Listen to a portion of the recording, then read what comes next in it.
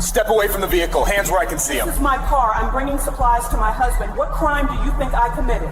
Don't argue. ID now before I detain you. You detained me without cause, officer, and you're about to meet federal court. The high-definition security camera mounted on the corner of the St. Jude Medical Center parking garage captured the scene in vivid 4K resolution, recording every frame of a tragedy that didn't need to happen. It was a bright, cloudless Tuesday morning, the kind of day where the sunlight glinted off the rows of parked cars, creating a mirage of heat rising from the asphalt. To the unblinking eye of the lens, the woman stepping out of the 2024 Range Rover was just another visitor, perhaps a doctor or a concerned relative. But Officer Kyle Bennett, sitting in his patrol cruiser 3 rows back, didn't see a visitor.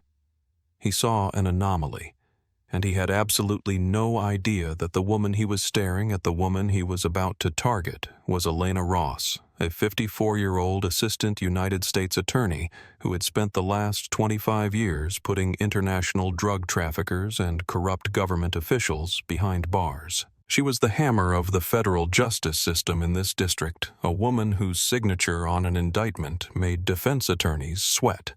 And she was about to teach Officer Bennett a lesson that would cost the city millions. Before we unravel this infuriating chain of events, I need you to take a second. Scroll down and leave a comment telling me where you're watching from City, State, Country. We want to know how far this story reaches. And if you believe that nobody is above the law, especially those sworn to enforce it, hit that subscribe button. You are not going to believe how this officer tries to justify what happens next. Elena Ross wasn't thinking about the Fourth Amendment or qualified immunity that morning. She was thinking about ice chips and compression socks. Her husband Michael was 3 days post-op from a spinal fusion surgery on the 4th floor, and she was on her lunch break running a care package up to his room. She was dressed for court wearing a charcoal gray tailored suit, her hair pulled back in a professional no-nonsense bun. She moved with the efficient grace of a woman who valued time above all else. She opened the rear liftgate of her black Range Rover, revealing a stack of boxes containing specialty pillows and recovery gear that the hospital didn't provide. It was a mundane domestic task. She checked her watch. She had 45 minutes before she needed to be back at the federal courthouse for a pre-trial motion hearing. She grabbed the first box, adjusting her grip, preparing to head toward the elevators. Officer Kyle Bennett watched her from the idling quiet of his interceptor. At 29 years old, Bennett had been on the force for 6 years. He was known in the precinct as a stats guy, an officer who prided himself on high numbers of stops and field interrogations. He had a reputation for finding trouble where there wasn't any. To Bennett, a black woman in a $100,000 SUV parked in the physician's lot unloading boxes didn't look like a wife helping her husband. It looked like suspicious activity. It fit the vague profile he had constructed in his own mind, a profile that had nothing to do with criminal statutes and everything to do with bias. He didn't run the plate. If he had, he would have seen the vehicle was registered to Elena Ross with an address in the city's most historic district and a flag indicating her status as a federal employee. Instead, Bennett put his cruiser in drive. He rolled forward slowly, the tires crunching on the gravel that had accumulated near the concrete stops. He wanted to catch her off guard. This was his favorite tactic, the consensual encounter that wasn't really consensual at all. Elena heard the crunch of tires and the low hum of the engine. She didn't look up immediately. She was busy organizing the boxes to carry them in one trip. She assumed the car was looking for a spot. The parking lot was nearly full, a sea of sedans and SUVs baking in the midday sun. "Ma'am," the voice came from behind her. It wasn't a question. It was a command disguised as a greeting. Elena paused. She set the box down on the bumper and turned around. Officer Bennett had exited his vehicle. He was standing by his open door, one hand resting on his utility belt, dangerously close to his holster. He wasn't wearing a hat, and the sun beat down on his buzzed haircut. He was wearing sunglasses, hiding his eyes, a tactic designed to intimidate. "Can I help you, officer?" Elena asked. Her voice was calm, projected with the courtroom clarity she had mastered over 2 decades. She didn't flinch. She didn't look nervous. She looked annoyed at the interruption. "I need you to step away from the open vehicle," Bennett said, walking around the front of his cruiser to close the distance. He didn't offer a reason. He simply issued an order, expecting immediate submission. Elena stood her ground. "I'm in the middle of unloading supplies for my husband, who is a patient here. Is there a problem?" "We've had reports of thefts in this lot." Bennett lied. There had been no such reports that morning. "People stealing parts supplies. I need to see some ID, and I need to know what's in those boxes." Elena looked at him. Really looked at him. She saw the aggression in his stance, the set of his jaw. She realized instantly that this wasn't about theft. This was a fishing expedition, and she knew with the certainty of a prosecutor who had memorized the Constitution that he had absolutely no right to stop her. The air in the parking lot seemed to grow heavier, charged with an invisible electricity.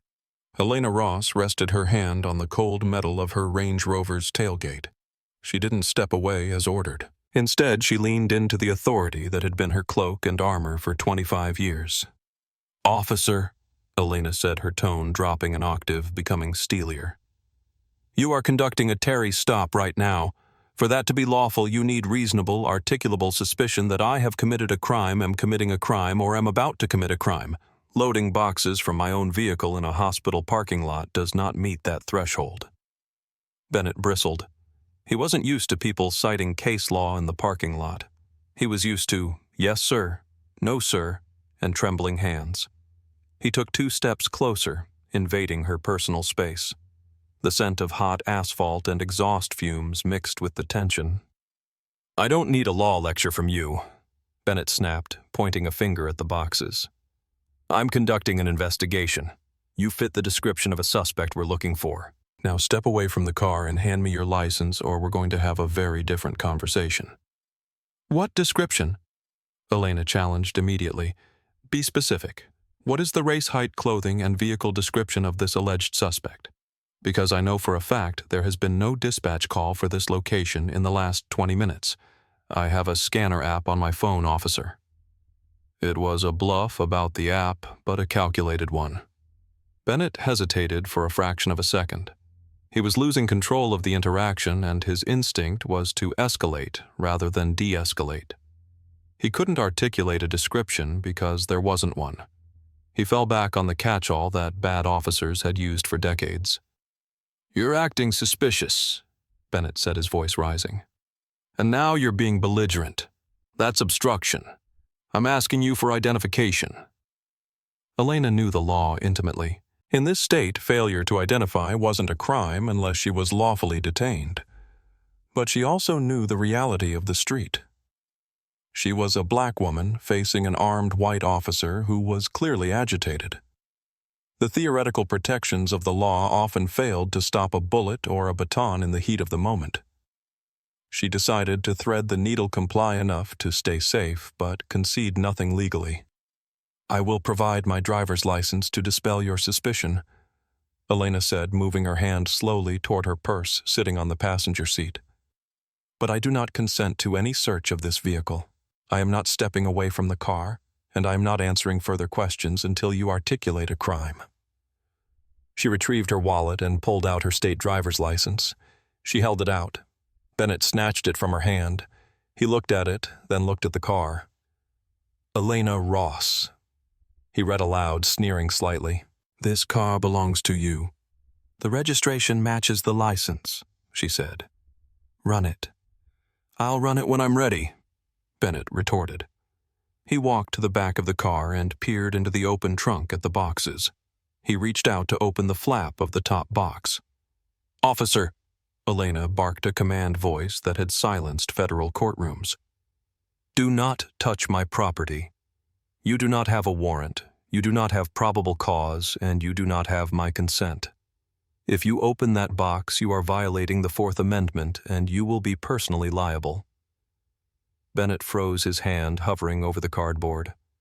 He looked back at her, his face flushing red behind his sunglasses. He felt humiliated. He felt small, and in his mind the only way to regain his stature was to crush the person making him feel that way. "You think you're smart?" Bennett hissed. "You think because you drive a nice car you can talk to me like that? I can impound this car right now, pending an investigation into stolen medical equipment." "Medical equipment?" Elena laughed a dry, humorless sound. "These are pillows for my husband. He is in room 402. Go ask the desk nurse. Or better yet, call your supervisor." "I don't need a supervisor to handle a shoplifter," Bennett said, making the leap from suspicious person to shoplifter with zero evidence. Elena shook her head slowly. "I am giving you an off-ramp, officer. Take it. Return my license, get back in your car, and drive away. If you continue this, you are going to destroy your life." Bennett threw the license onto the passenger seat of her car. "Turn around," he commanded, reaching for his handcuffs. "You're detained." "For what?" Elena demanded, not moving. "Disorderly conduct and interfering with a police investigation," Bennett declared. "Turn around now." The hospital entrance was only 50 yards away, and the confrontation had begun to draw attention. People were pausing near the automatic sliding doors, sensing the disturbance. A nurse in blue scrubs holding a coffee cup stopped near a pillar. A man in a suit, likely a hospital administrator, slowed his walk, his eyes darting between the officer and the woman in the business suit. Elena saw the audience. She knew that in the era of smartphones, witnesses were her best defense. She turned slightly toward the nurse, making eye contact. The nurse, a woman in her 40s, instinctively reached into her pocket and pulled out her phone. She held it up the camera lens, a silent, unblinking witness, much like the security camera overhead. "Officer," Elena said, pitching her voice so the bystanders could hear, "I want the record to reflect that I am complying with your orders under duress. I have identified myself. I have established ownership of this vehicle." "You have no probable cause." Bennett saw the phone too. The presence of a camera should have been a splash of cold water, a reminder to follow procedure. Instead, it poured gasoline on his frustration. He felt like the world was ganging up on him. He was the law, wasn't he? Why was everyone challenging him? "I told you to turn around!" Bennett shouted, his hand gripping Elena's upper arm. He yanked her away from the open door of the Range Rover. Elena stumbled slightly in her heels but caught her balance. "Do not touch me," she said, her voice icy. "You are escalating a non-event. This is a battery." "Stop resisting," Bennett yelled, using the phrase police are trained to shout to justify force even when there is no resistance. "I am not resisting," Elena said clearly, looking directly at the nurse's phone. "I am standing still. My hands are visible. I am asking for the basis of this detention." "I suspect these boxes contain stolen pharmaceuticals or equipment from the hospital loading dock." Bennett improvised, his voice loud enough for the witnesses. He was trying to win the court of public opinion before the handcuffs were even on. "We have a zero-tolerance policy for theft." "That is a lie," Elena said. "And you know it. You haven't even looked in the boxes. You haven't checked with hospital security. You saw a black woman in a nice car, and you decided she didn't belong." "That's it," Bennett snapped. He spun her around forcefully. He grabbed her left wrist and twisted it behind her back, leveraging the joint painfully. "You are making a mistake," Elena said, wincing as her shoulder strained. "A career-ending mistake." "The only mistake was you thinking you could talk your way out of this," Bennett grunted, reaching for his cuffs. The hospital administrator stepped off the curb, walking toward them cautiously. "Officer," he called out. "Officer, is everything all right? I think that's Mrs. Ross. Her husband is a patient here." Bennett didn't look at the administrator. "Back up," he ordered.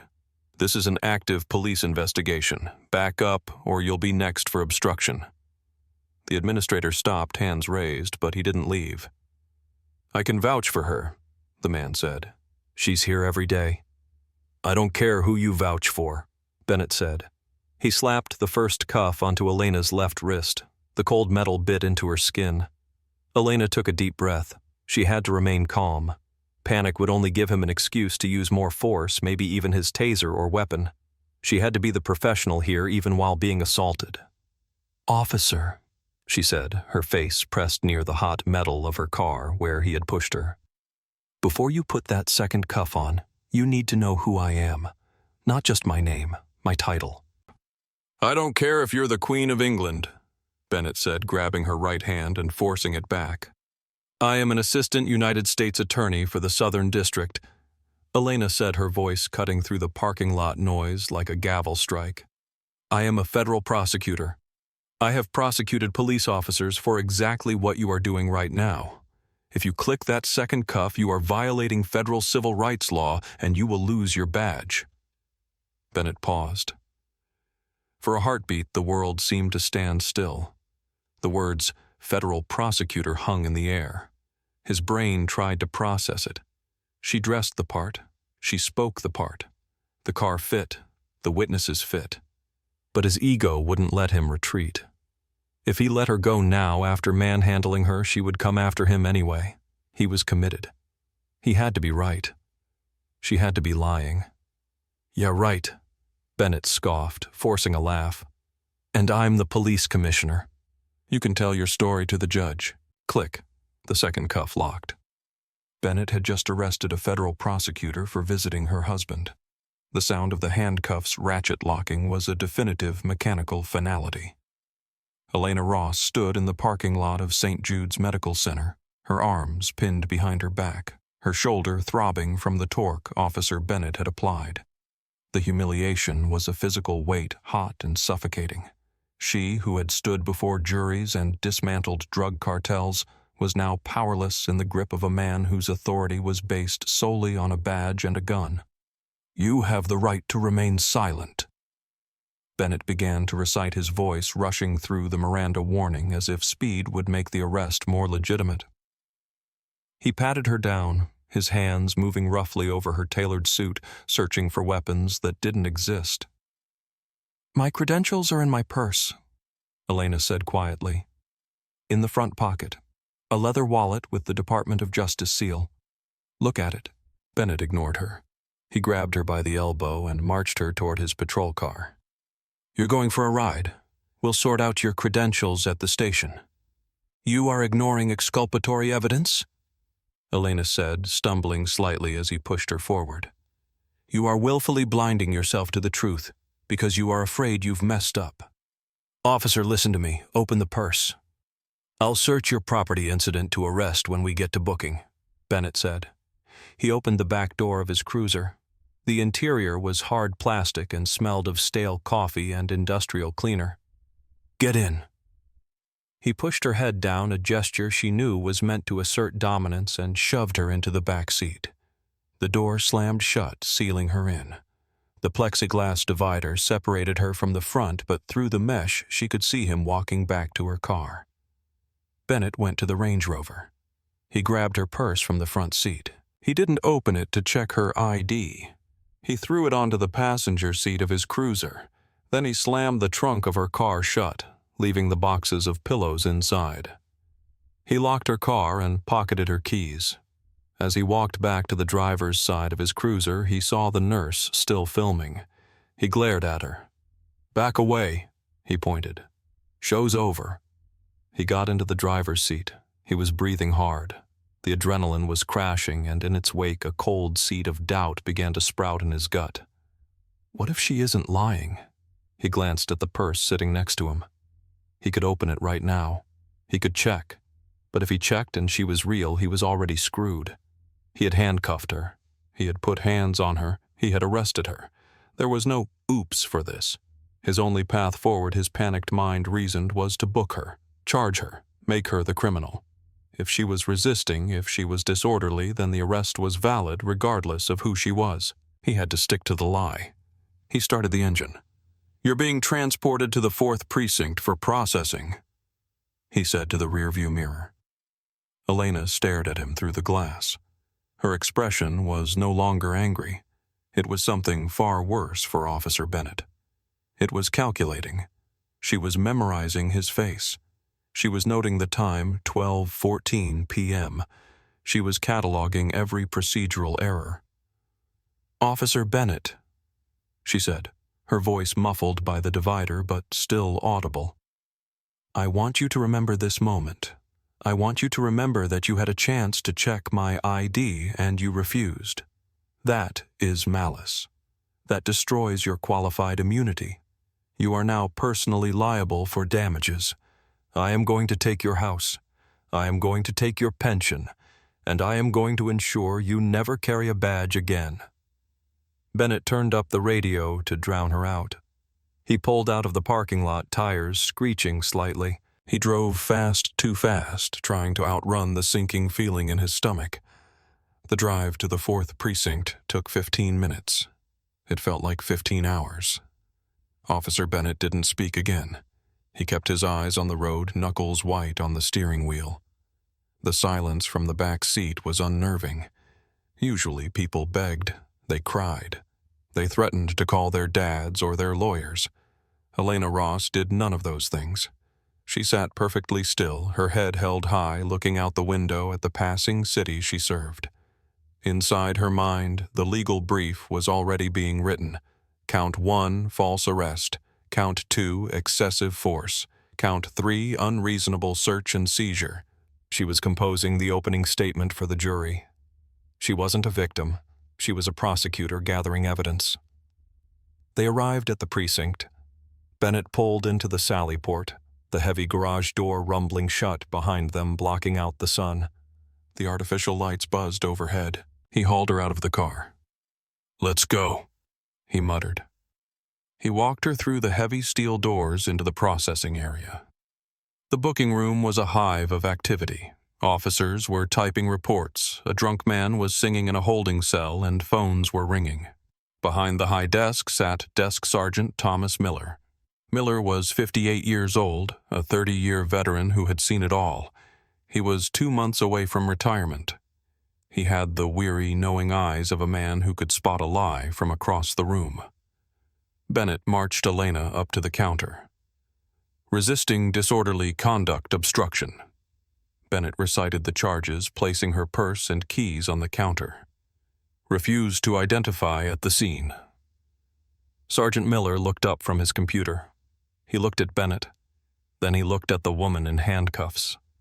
His eyes widened. He squinted as if trying to clear a hallucination.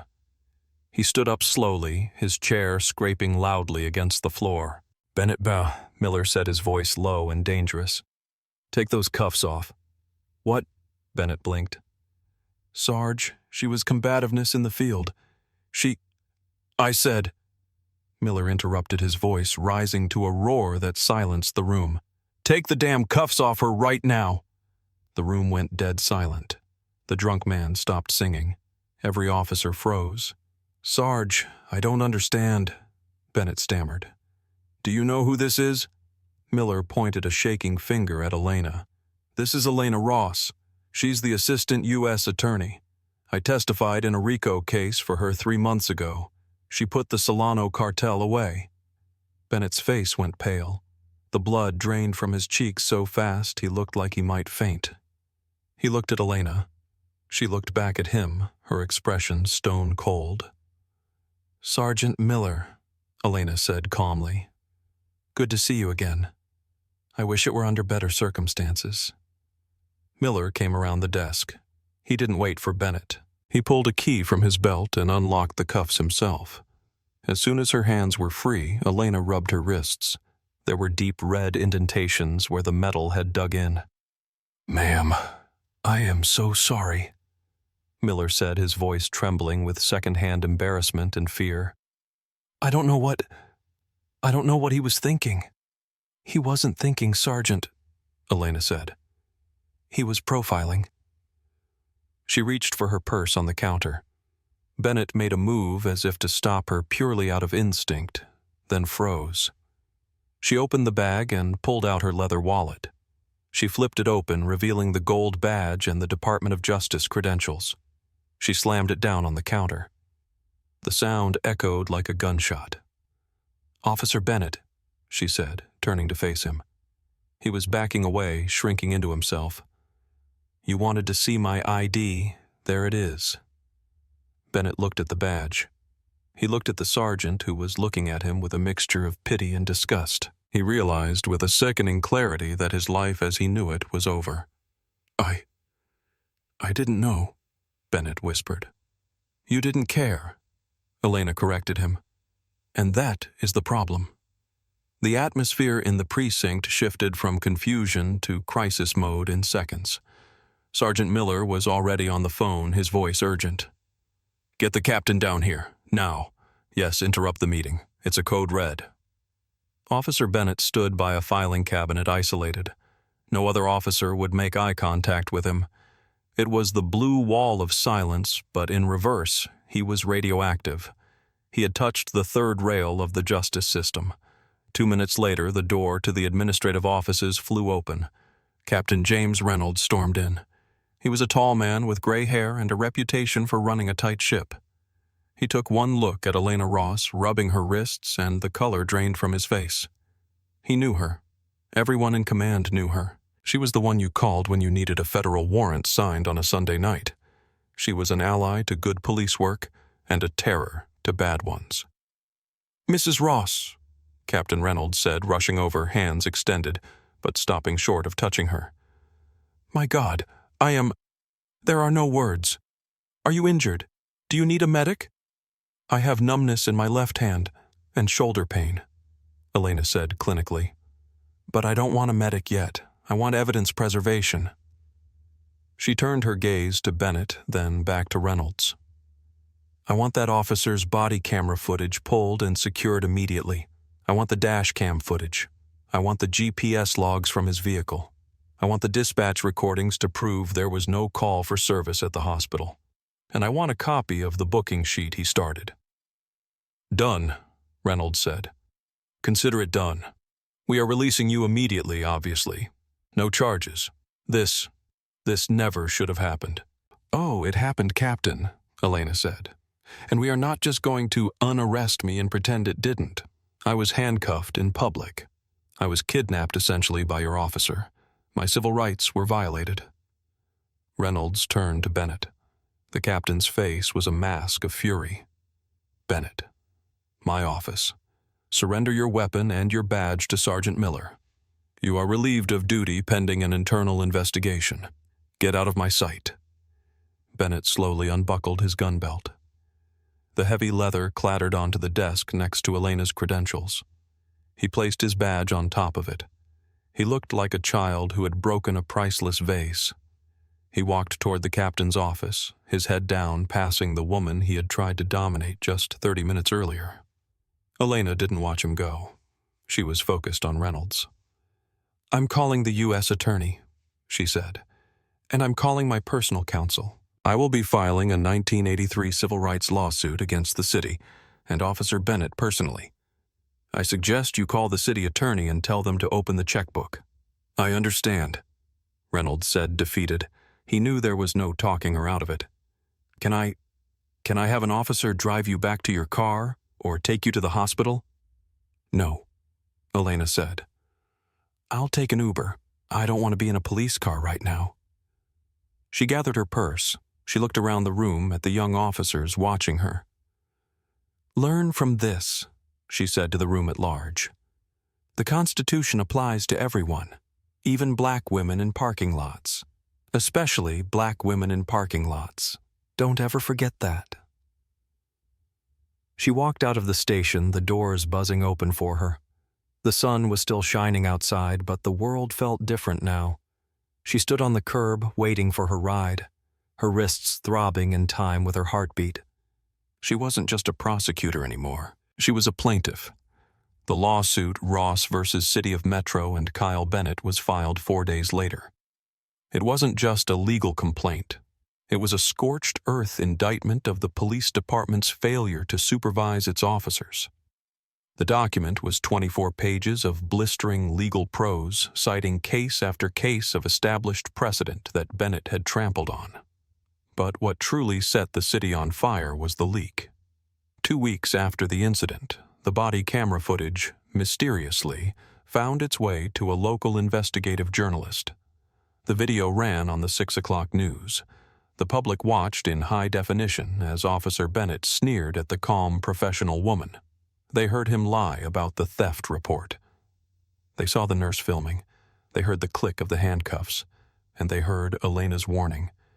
"You are making a career-ending mistake." The video went viral overnight. Millions of views. The hashtag #FireBennett trended nationally. But it wasn't just internet outrage.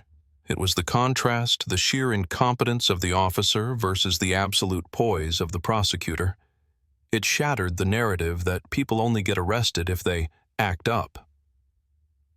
Elena Ross had been perfect, and she was still in chains. During the discovery phase of the lawsuit, Elena's legal team demanded Bennett's entire history of stops. The city fought it, claiming personnel privacy, but a federal judge, a colleague of Elena's who recused himself but appointed a tough replacement, ordered the release. The data was damning. It turned out Officer Bennett had a hobby. Over the last 3 years, 85% of his suspicious person stops involved Black or Hispanic drivers. More specifically, he targeted luxury vehicles in the hospital and financial districts.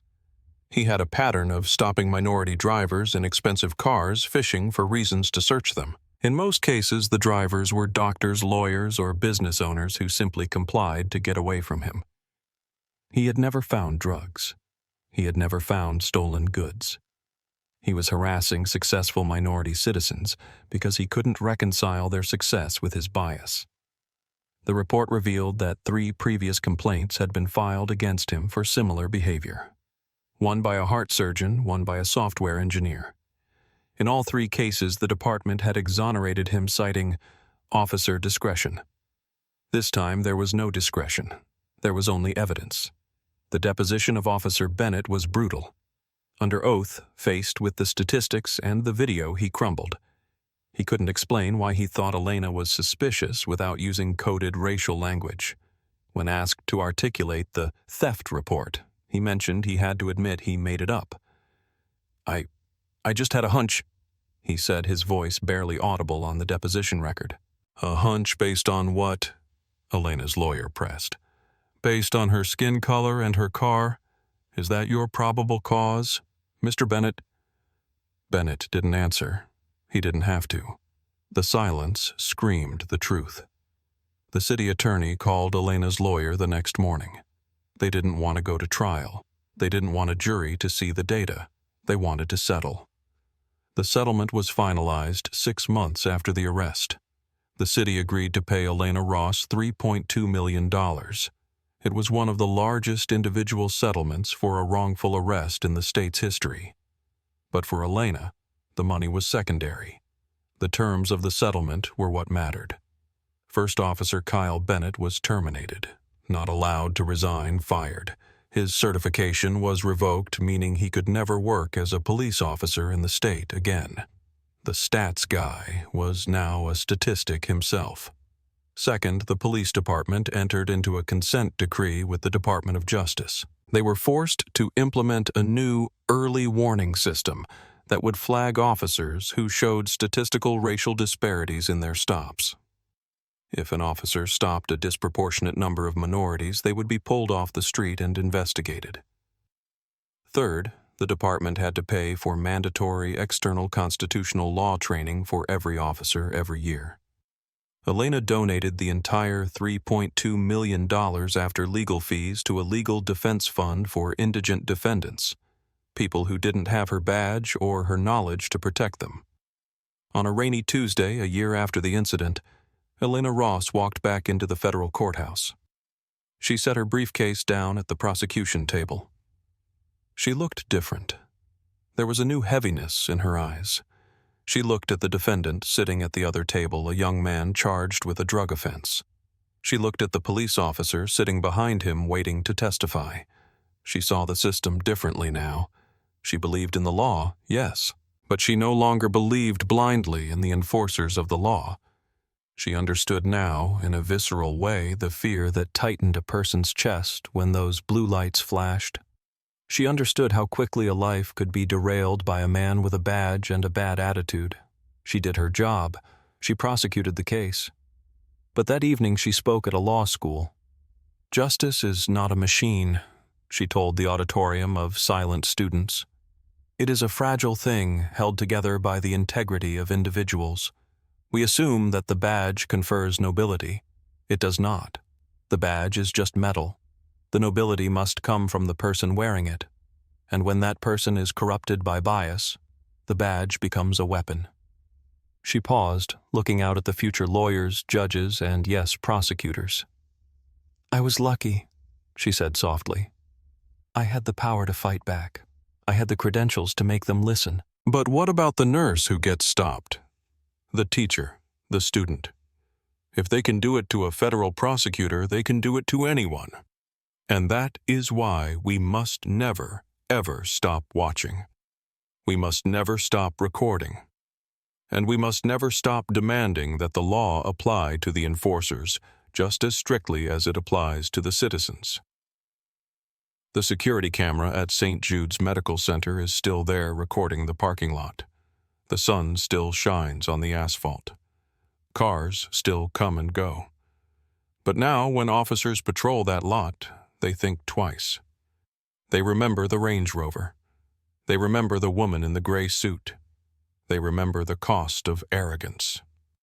This story forces us to ask a difficult question. If Elena Ross hadn't been a federal prosecutor, if she had been a regular citizen, would Officer Bennett still be on the streets today? Would he still be stopping innocent people? What do you think? Was a $3, $2 million settlement enough for the humiliation she endured, or should Officer Bennett have faced criminal charges for false imprisonment? Let me know your thoughts in the comments below. We read every single one, and if you believe in holding power accountable, please share this story. The more people who know, the harder it is for them to hide the truth. Thanks for watching, and I'll see you in the next one.